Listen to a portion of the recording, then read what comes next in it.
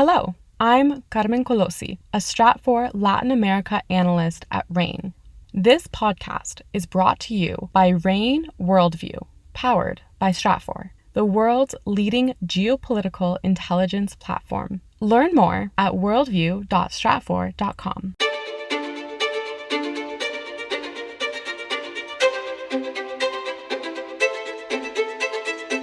This is the Essential Geopolitics podcast from RANE. I'm Emily Donahue.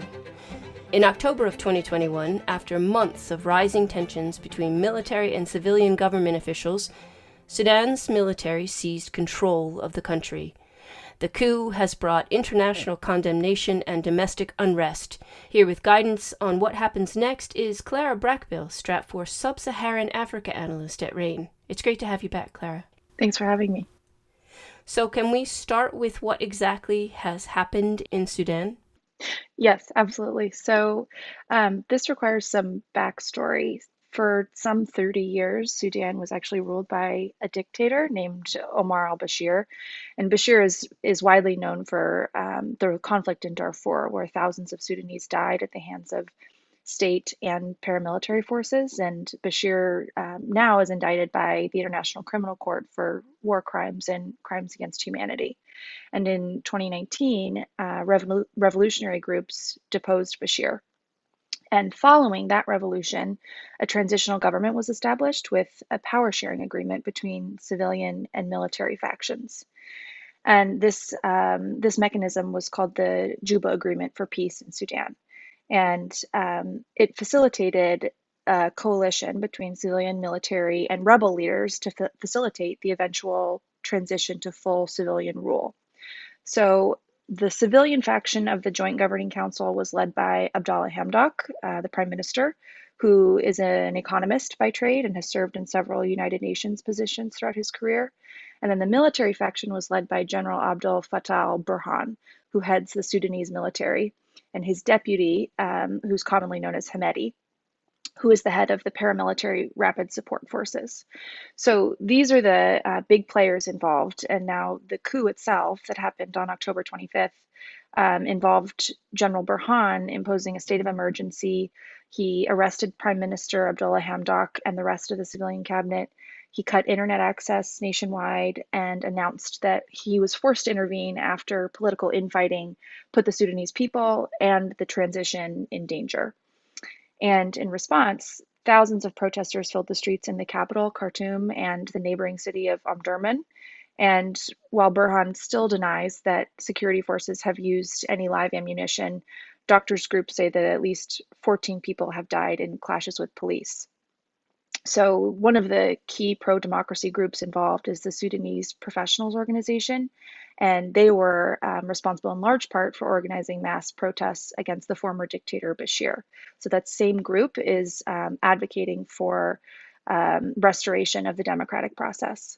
And despite a court order, the country remains in a blackout, which, while you'd think that may preclude protesters' ability from communicating, they've resorted to other methods, generally text message, WhatsApp, that kind of thing, and have new protests scheduled for November 13th.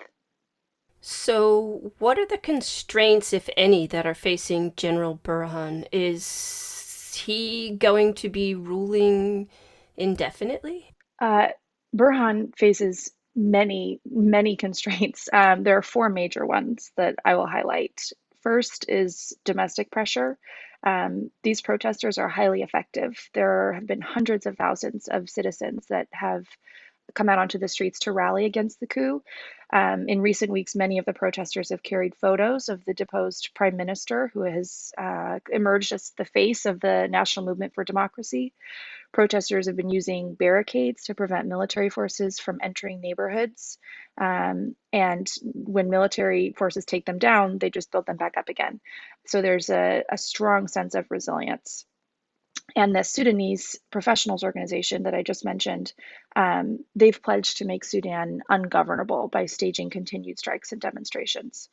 So for many, the coup has shown that the military-civilian coalition that was installed in the wake of the 2019 revolution against Bashir failed to protect their right to have a voice in the government. And given that, the pro-democracy movement is demanding that the military hand over all of its power to a civilian transitional government until next elections.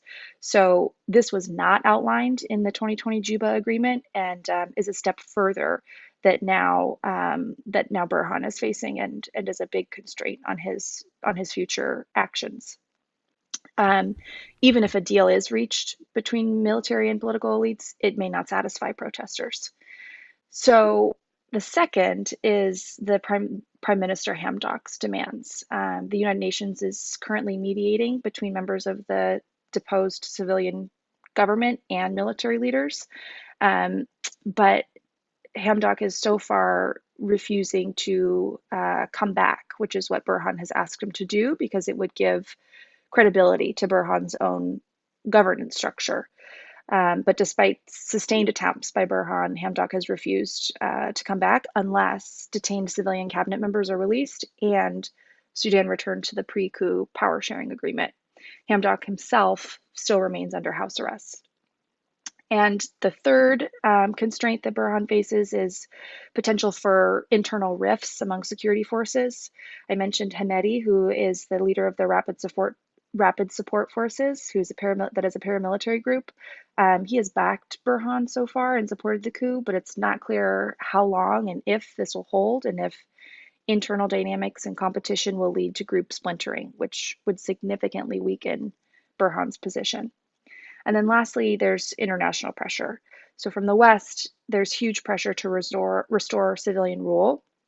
Western governments and institutions immediately condemned the coup, have withdrawn financial support, and said that they are unwilling to support a military regime.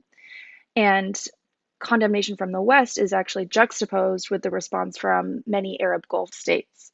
So while the UAE, Saudi Arabia, and Egypt all have distinct perspectives, many of them are generally more sympathetic to military governments and view strong top-down leadership as crucial to maintaining stability. So this mixed international response requires Burhan to walk a very tight line between Western condemnation and Arab support for stability. So, Clara, what would be the most likely outcome from all of this? Well, while an ongoing military crackdown and continued consolidation of military power is possible, given the constraints that I just outlined, it's unlikely. The most likely outcome is some sort of negotiated settlement. However, the timeline, the concessions, the logistics of such a settlement are unclear. And while some cabinet members, some civilian cabinet members, have been released, Hamdok himself remains under house arrest. While Burhan has said he won't participate in the future ruling coalition, which many say is a sign that he is backing down and willing to make serious concessions, it's not actually concrete action. So while these things are a positive sign, they will amount to nothing unless coupled with concrete steps that are necessary to put Sudan on a democratic trajectory. And I should note that democracy and stability are not the same thing and shouldn't be conflated. But in this case, the Sudanese people's commitment to the democratic transition indicates that the country won't see one without some version of the other. Clara Brackbill is Stratfor Sub-Saharan Africa analyst at RANE. RANE's Essential Geopolitics podcast is powered by Stratfor. You can get regular intelligence updates on Sub-Saharan Africa with RANE Worldview. Right now we have a special offer. Go to stratfor.com/worldview and subscribe today. That's stratfor.com/worldview. I'm Emily Donahue. Thanks for listening.